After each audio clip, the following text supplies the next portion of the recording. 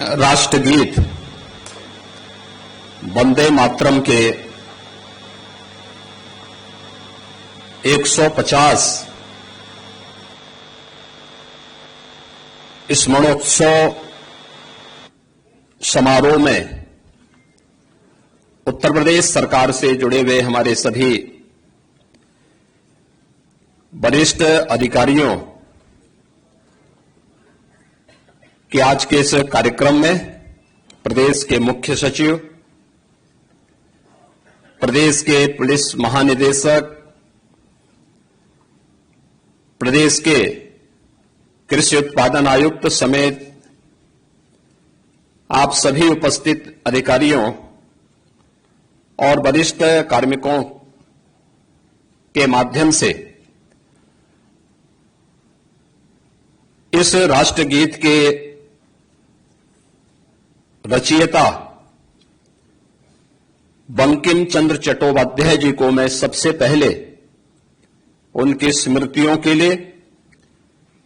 कोटि कोटि नमन करते हुए विनम्र श्रद्धांजलि अर्पित करता हूं। आज का ये दिन हम सबके लिए अत्यंत महत्वपूर्ण दिवस है और मैं आभारी हूं आदरणीय प्रधानमंत्री जी का, जिन्होंने पूरे देशवासियों को आजादी के आंदोलन का मंत्र बना वंदे मातरम की 150 वर्ष पूरे होने के इस दिवस को इस स्मृति दिवस के रूप में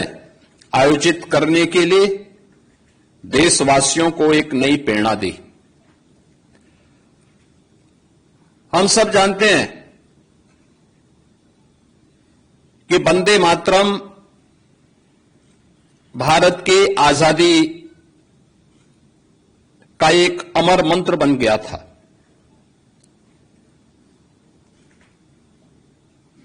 उस दौरान विदेशी हुकूमत के द्वारा दी जाने वाली अनेक यातनाओं और प्रताड़नाओं की परवाह के बगैर हर भारत का नागरिक और खास तौर पर जो हमारा स्वतंत्रता संग्राम सेनानी था, क्रांतिकारी था, वह वंदे मातरम के इस गीत के साथ गांव गांव में, नगर नगर में प्रभात फेरी के माध्यम से भारत की सामूहिक चेतना के जागरण के इस अभियान के साथ जुड़ चुका था।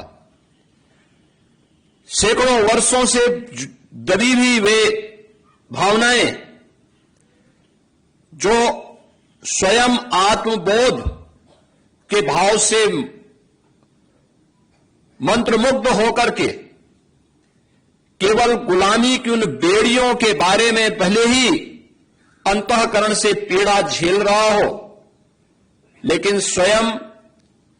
अपने सुख चैन के लिए वह देश को गुलामी की इन बेड़ियों के साथ जकड़े रहने के लिए सामूहिक चेतना का जागरण करने में विफल होता हुआ दिखाई दे रहा था। आपके सामने कुछ उससे जुड़े हुए उदाहरण भी हैं। आपने देखा होगा,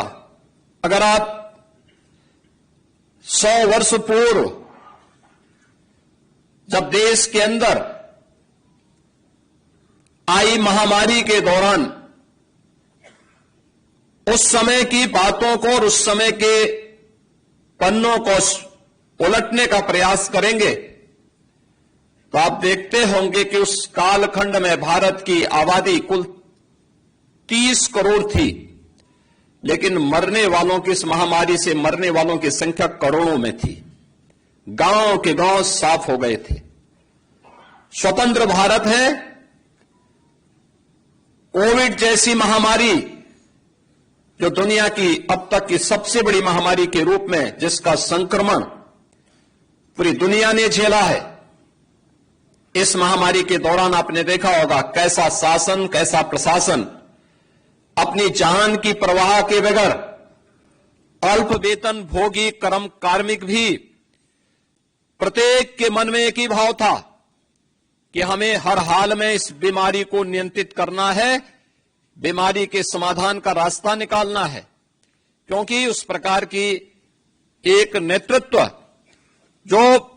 भारत और भारतीयता के बारे में, अपने नागरिकों के बारे में एक संवेदनशील तरीके से सोच सकता हो,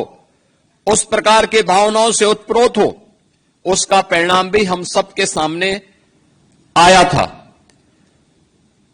1875 में रचा गया यह गीत कैसे देश के अंदर आजादी के मंत्र को आगे बढ़ाने में सफल हुआ, यह किसी से छुपा हुआ नहीं,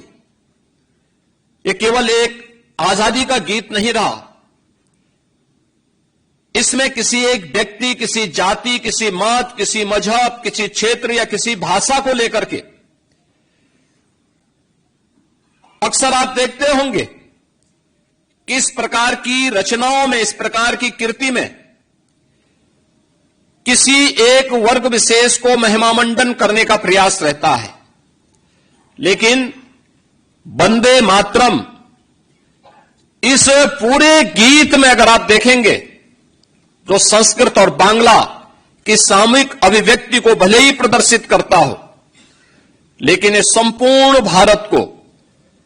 एक राष्ट्र माता के भाव के साथ जोड़ने का एक ऐसा अमर गीत बन गया, जिसने भारत की शाश्वत अभिव्यक्ति को देशवासियों के सामने प्रस्तुत किया था। ये वही भाव था जो भारत का वैदिक वाक्य कहता है कि माता भूमि पुत्रोहम पृथिव्या। यह भाव कैसे सहज और सरल तरीके से प्रत्येक भारतीय के मन में इसकी अमिट छाप छोड़ी जाए, वह उस रूप में हम सबको देखने को मिली। और जब विदेशी हुकूमत ने 1905 में बंग भंग के माध्यम से भारत की भुजाओं को काटने का दुस्साहसिक निर्णय लिया था, उस समय भी इस गीत ने पूरे भारतवासियों को एकजुट होकर के इसका प्रतिकार करने की एक नई प्रेरणा दी। आपने देखा होगा उसके बाद के कालखंड में लगातार कोई भी क्रांतिकारी फांसी के फंदे को चूम रहा है, लेकिन उसके मुंह से एक ही मंत्र निकलता है, वह वंदे मातरम का। भारत की आजादी के आंदोलन के दौरान हम इस बात को देखते हैं कि जब भी कोई उस समय के स्वतंत्रता संग्राम सेनानियों ने कोई भी स्लोगन दिया, वंदे मातरम उसका हिस्सा बना। उन्होंने कोई फ्लैग दिया, वंदे मातरम उसका स्वर बना। वंदे मातरम भारत, संपूर्ण भारत की एक सामूहिक अभिव्यक्ति को प्रतिनिधित्व करते हुए पूरे देश को एकता के सूत्र में बांधने वाला एक ऐसा मंत्र बना, जब व्यक्ति जाति, मत और मजहब से ऊपर उठकर के अपने राष्ट्र के बारे में भी सोच सके। राष्ट्र प्रथम के भाव के साथ हम सबकी सामूहिक अभिव्यक्ति इस राष्ट्र माता के प्रति हो, यह भाव भी हर भारतीय के मन में इस गीत ने रचने का प्रयास किया। और हम सब आभारी हैं जो प्रधानमंत्री मोदी जी ने, जिसके बारे में हर भारतवासी के लिए कहा कि आप भारत की भक्ति और शक्ति के सामूहिक शाश्वत अभिव्यक्ति का एक स्वरूप है वंदे मातरम। और वंदे मातरम के इस अमर गीत के साथ उसके 150 वर्ष पूर्ण होने के उपलक्ष्य में आज हम सब न केवल इसके रचयिता, बल्कि इस गीत के द्वारा, जिसे 24 जनवरी 1950 को संविधान सभा ने भारत के राष्ट्र गीत के रूप में मान्यता दी, आज उसके स्मरण दिवस के अवसर पर सामूहिक वंदे मातरम गायन कार्यक्रम के साथ हम सब यहां पे जुड़ रहे हैं। आज के अवसर पर मैं केवल एक बात आप सबसे कहना चाहूंगा, केवल एक गायन नहीं, एक गीत नहीं, ये भले ही बंकिम चंद्र चट्टोपाध्याय के आनंद मठ के उस अमर उपन्यास पर आधारित है, जिन्होंने बंगाल और भारत के अंदर उस दौरान भूख से तड़पती हुई, अकाल से ग्रसित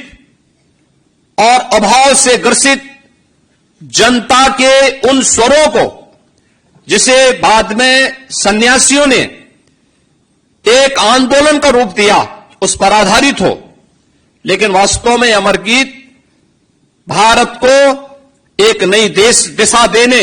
भारत की सामूहिक चेतना को आगे बढ़ाने में सफल हुआ है।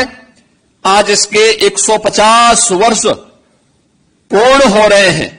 और 150 वर्षों से अपने इन भावों को पूरे भारत का प्रतिनिधित्व देते हुए यह गीत आज भी पूरे भारत के अंदर एक नई राष्ट्रीयता का भाव पैदा करने में हमेशा सफल हुआ है। हम सब वंदे मातरम का हिस्सा हो सकते हैं। यह वंदे मातरम जो किसी उपासना विधि का आग्रह ही नहीं करता, हमें किसी जाति, किसी व्यक्ति के प्रति उसे महिमा मंडन करने के प्रति आग्रही नहीं बनाता, या हम सबको हमारे कर्तव्यों के प्रति आग्रही जरूर बनाता है। यह हमारा कर्तव्य क्या, जो प्रधानमंत्री मोदी जी ने संविधान दिवस बाबा साहब भीमराव अंबेडकर के द्वारा 26 नवंबर 1949 को जब भारत की संविधान की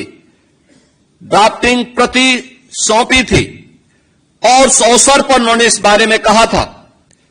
तब मोदी जी ने इसी बात को कहा कि हम अपने देश के अंदर रहते तो हैं, अधिकारों की बात तो करते हैं, लेकिन क्या कभी हमने अपने कर्तव्यों के बारे में भी स्मरण किया है? ये कर्तव्य जो हमारे वर्तमान को भी और भावी पीढ़ी के भविष्य को भी उज्जवल बना सके। और ये वंदे मातरम हमारे उसी कर्तव्य के प्रति, राष्ट्र माता के प्रति, हमारे कर्तव्यों के प्रति भी हमें आग्रही बनाता है। याद करना, जब एक शिक्षक अपने छात्र को संस्कारवान बनाता है, जब एक जवान विपरीत परिस्थितियों का सामना करते हुए भी सर्दी गर्मी की परवाह के बगैर भी देश की सीमाओं की रक्षा करने के लिए अडिग खड़ा होता है। मैंने विपरीत परिस्थितियों की बात इसलिए कही कि सियाचिन ग्लेशियर में जो जवान खड़ा होगा,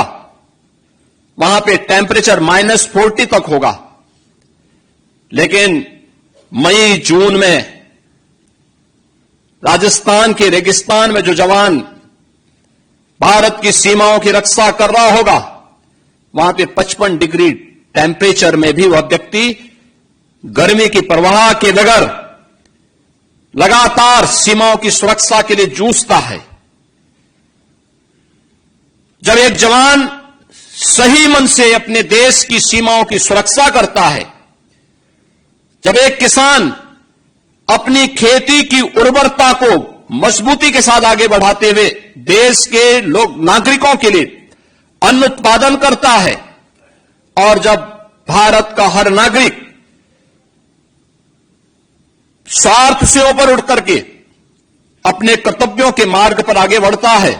तो सही मायने में वह वंदे मातरम का ही गान कर रहा होता है। और यही वंदे मातरम के प्रति हम सबका दायित्व बनता है, यही हमारा वंदे मातरम है। आज के इस अवसर पर मैं एक बार फिर से